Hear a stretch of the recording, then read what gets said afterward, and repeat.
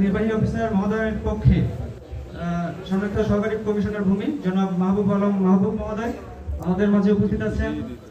আমাদের নবনিযুক্ত আমাদের নবযোগদানকৃত উপজেলা পরিষদের সম্মানিত ভাইস চেয়ারম্যান দ্বয় উপস্থিত আছেন। আমাদের ৬ নং চুনারঘাট ইউনিয়নের সম্মানিত চেয়ারম্যান মহোদয় এবং আজকের এই কৃষি প্রযুক্তি মেলার অন্যান্য উপস্থিতি সবাইকে সালাম, আসসালামু আলাইকুম। আমাদের কৃষি প্রযুক্তি মেলা 2024-এর আজকে উদ্বোধনী দিন। আজকে মূলত আমাদের এই প্রযুক্তি মেলার 3 দিন ব্যাপী হবে। আমি একটু যদি অনুষ্ঠান সূচিটা বলি যে আজকে উদ্বোধন হবে, বিকেলে আমাদের কনসার্টের আয়োজন আছে, কালচারাল প্রোগ্রাম হবে এখানে 4টা থেকে, এবং পাশাপাশি আমাদের 30 তারিখ বিকেলে এর সমাপনী অনুষ্ঠান হবে।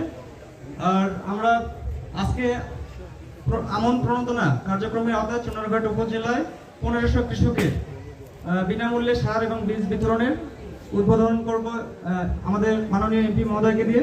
এবং পাশাপাশি কিছুদিন আগে আমাদের বেমাল হয়েছে ঘূর্ণিঝড়, পাশাপাশি আমাদের এখন বর্তমানে যে আকস্মিক যে বন্যা, এর হাত থেকে আমাদের ক্ষয়ক্ষতি পুষিয়ে নেওয়ার জন্য আমন পুনর্বাসন কর্মসূচির আওতায় চুনারঘাট উপজেলায় 300 জন কৃষকের মধ্যে বিনামূল্যে আমনের সার বীজ বিতরণের উদ্বোধনী অনুষ্ঠান আমরা এখনো অনুষ্ঠিত হবে।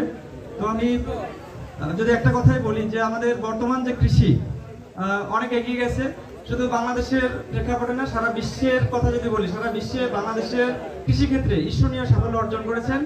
আমি যদি দু একটা কথা বলি যে বিশেষ করে আমাদের প্রধান যে ফসল ধান উৎপাদনে সারা বিশ্বে বাংলাদেশ 195টা দেশের মধ্যে 3য় অবস্থানে আছে। যদিও আয়তনে ছোট একটা দেশ, কিন্তু 195টা দেশের মধ্যে 3য় অবস্থানে আছে বাংলাদেশ। এবং পাশাপাশি আমাদের শাকসবজি উৎপাদনের দিক দিয়ে সারা বিশ্বে বাংলাদেশ 3য় অবস্থানে আছে। আমাদের আম উৎপাদনে সারা বিশ্বে বাংলাদেশ 7ম অবস্থানে আছে। আলু উৎপাদনে সারা বিশ্বে বাংলাদেশ 7ম অবস্থানে আছে। এরকম পাট উৎপাদনে সারা বিশ্বে বাংলাদেশ 2য় অবস্থানে আছে।